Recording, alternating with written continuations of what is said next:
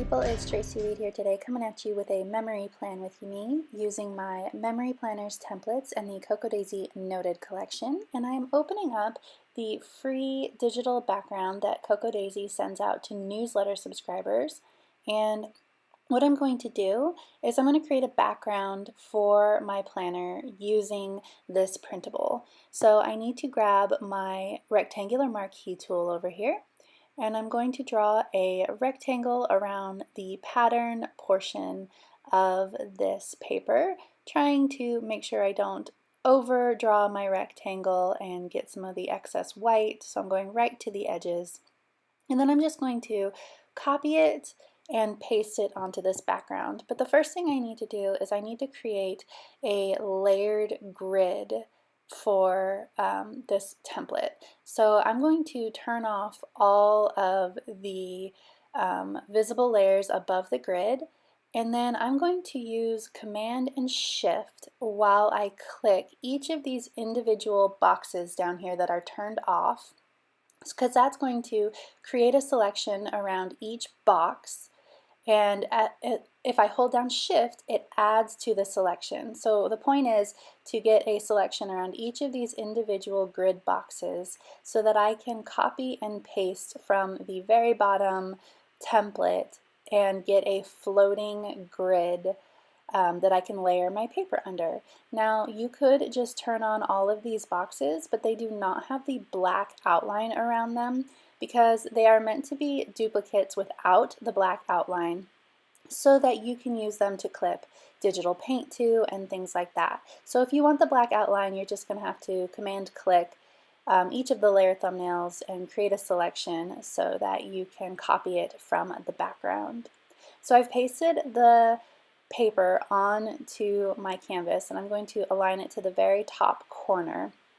And it is slightly smaller than these 8.5 by 11 templates, so I am going to have to make it bigger.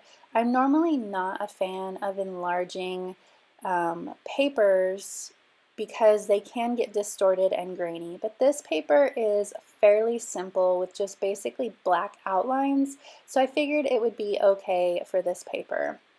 So I've made it larger so that it goes all the way to the edge of the 8.5 by 11 side, and I'm going to copy it to the other side as well. And at first I thought I would make it different, and I rotated it, but I decided instead to just mirror it. So you can see where it meets in the middle there. It's a mirror image, and we don't want it to look like that. We don't want it to look all messy in the middle, so I'm going to fix that.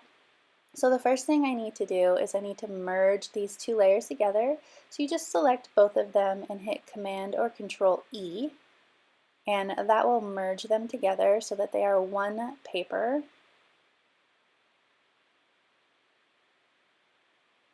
And then what you're going to want to do is erase this center portion. So we don't have to, this doesn't have to be perfect because the grid covers up a lot of it.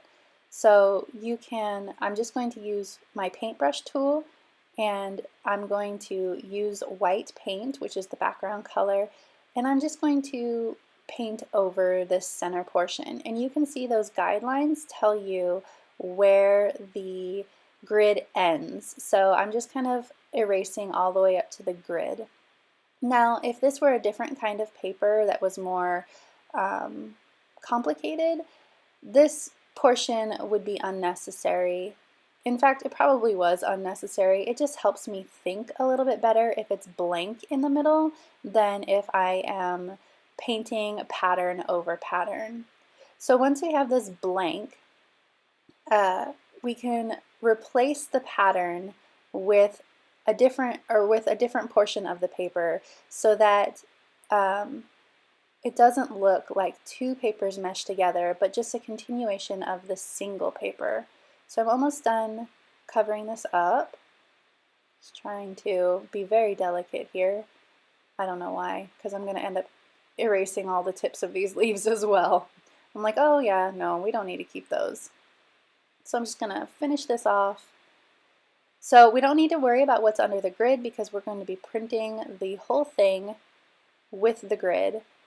So I just use my clone tool to select a different portion of the pattern, and I'm using my clone tool to just clone that portion of the pattern over to the middle.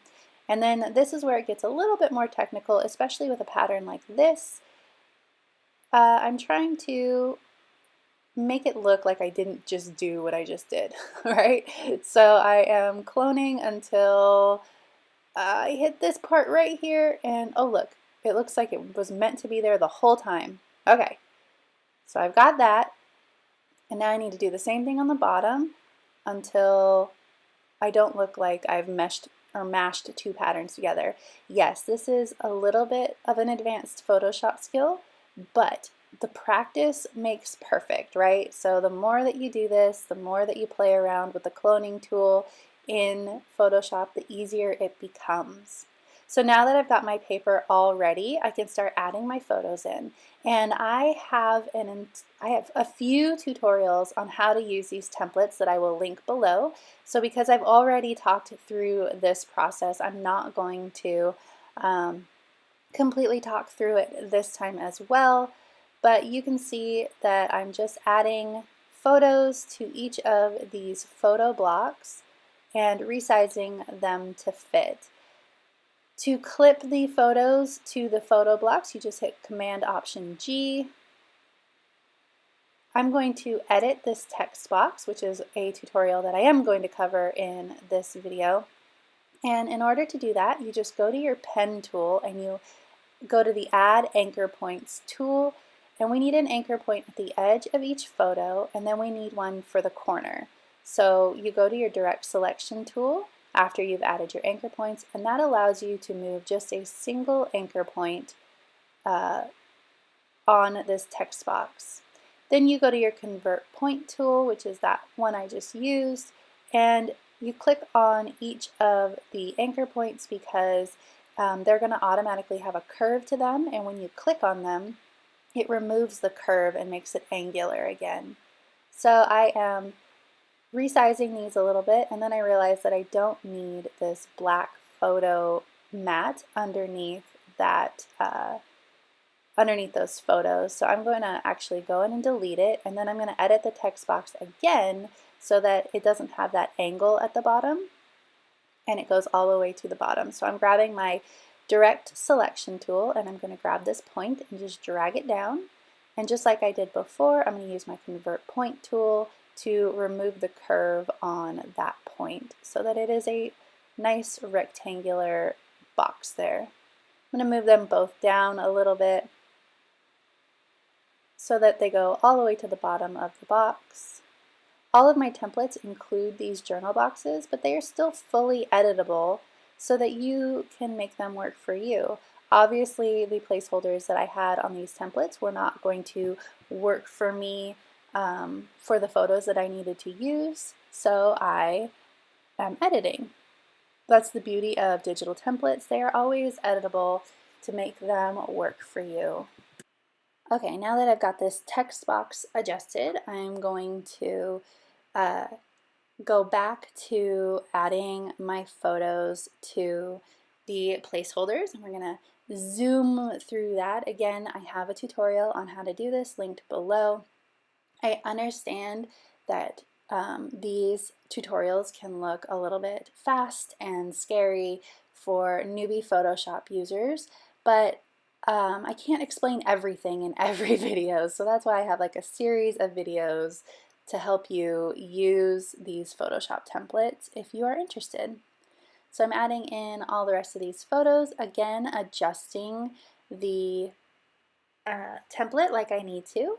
And since I've changed up this corner over here, I am going to adjust this text box, and I decided to leave this in so that we could see one more time how easy it is to do this. I'm using my Direct Selection tool. There is also a Delete Anchor Point tool, which I'm using to delete the excess anchor points on this text box.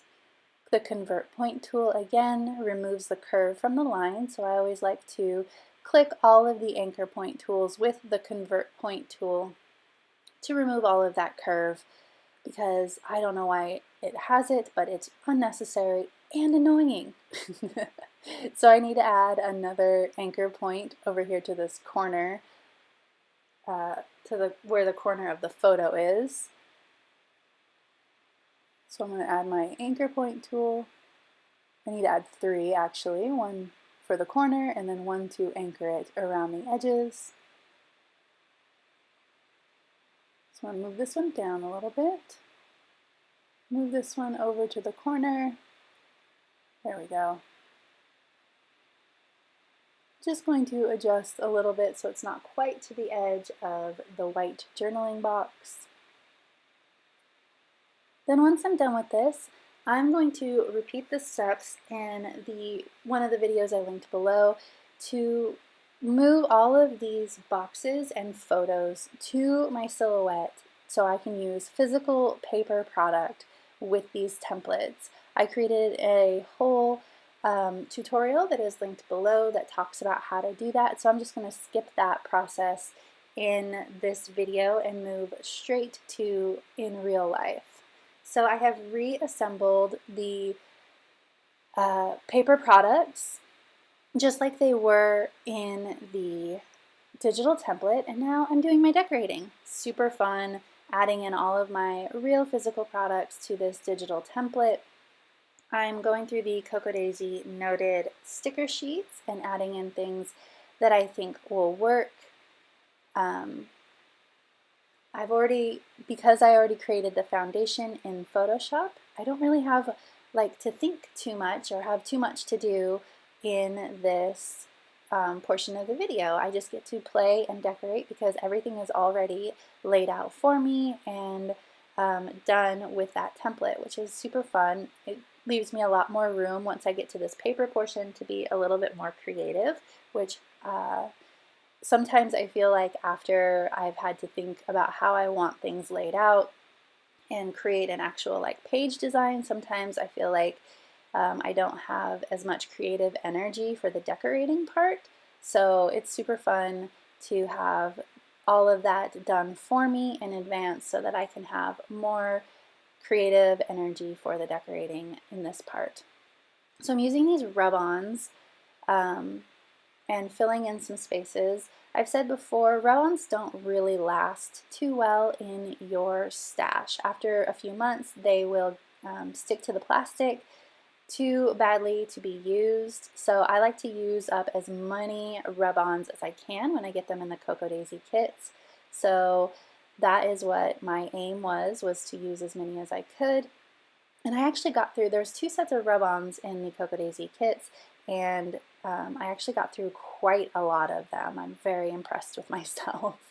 I'm adding this think positive to this text exchange between Joe and I where he was begging me to bring him food or something to drink at school. And of course I said no, I'm not going to bring him a Pepsi at school in the middle of the workday.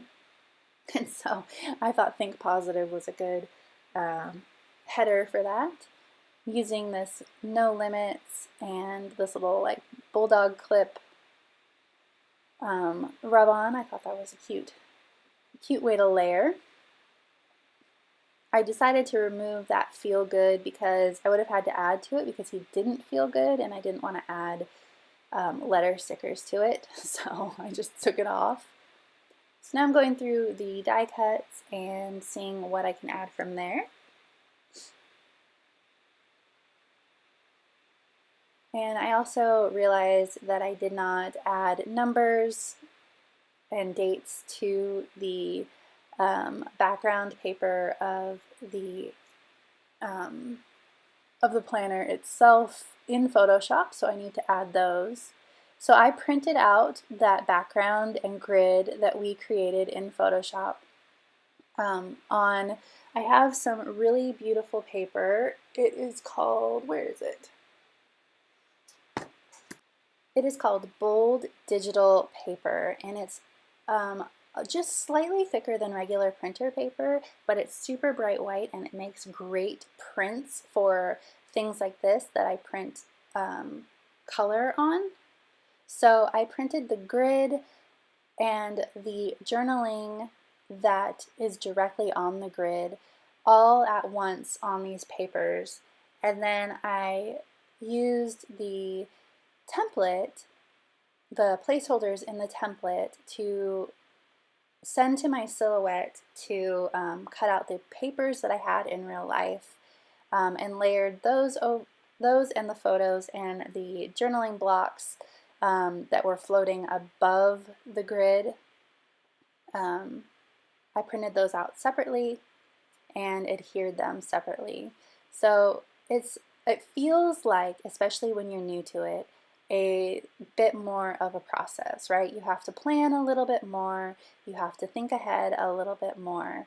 But in my opinion, it leads to such a beautiful result that it's worth taking the extra time to learn the skills and to really create something that I'm gonna love. Like this is my heart right here. Hybrid scrapbooking has my heart. I love combining my digital skills with my paper skills and creating something really beautiful and unique that not a lot of people are doing right now. And so I'm having a lot of fun with this process, and I'm having a lot of fun teaching others how to do this as well. So fear not. If you feel lost, if you feel like this is just confusing as heck to you, I'm gonna continue doing it. I'm gonna continue teaching the skills. And if you're just willing to try, willing to open up your photo editing program and start experimenting and playing, you too can get to this skill level. You too can start creating hybrid works of art that you are really gonna love too. So I am just finishing this up here, trying to decide if I want to add anything else to it. This Our Life in Pictures square, it's bugging me. It's like big and blank and not in a good way. So I'm trying to decide what I want to do with it, and I'm looking through and seeing if there's like other die cuts I want to add to it, and I decided to add a tag to it. And of course I had to pull up this Our Life in Pictures, which is like basically the only thing that was actually stuck down with that glue stick really well. So it tore it a little bit, but it's not a big deal because I'm covering it back up. Okay, that's better. So I'm gonna put this here, and then I decide that I still need something, like it's just still weird and floaty. So I have these die cuts that I actually haven't used yet. They're Pretty Little Studio. They came in the classified collection, but I haven't really used them with these kits yet. So I'm gonna use the hearts and the flowers just as some extra decoration. I felt like if I was going to use the flowers, I needed to add in a few other things than just the flowers so that they looked like they weren't just added in, because the style is a little bit different than the Cocoa Daisy stuff. So I added in the hearts as well, and that tied it all together for me. Anyway, if you enjoyed this video, I'd love it if you give it a thumbs up. If you're new here, go ahead and subscribe. I would love to have you. And if you don't already, you can follow me over on Instagram. I'm at Traci and Marie. All right, thank you.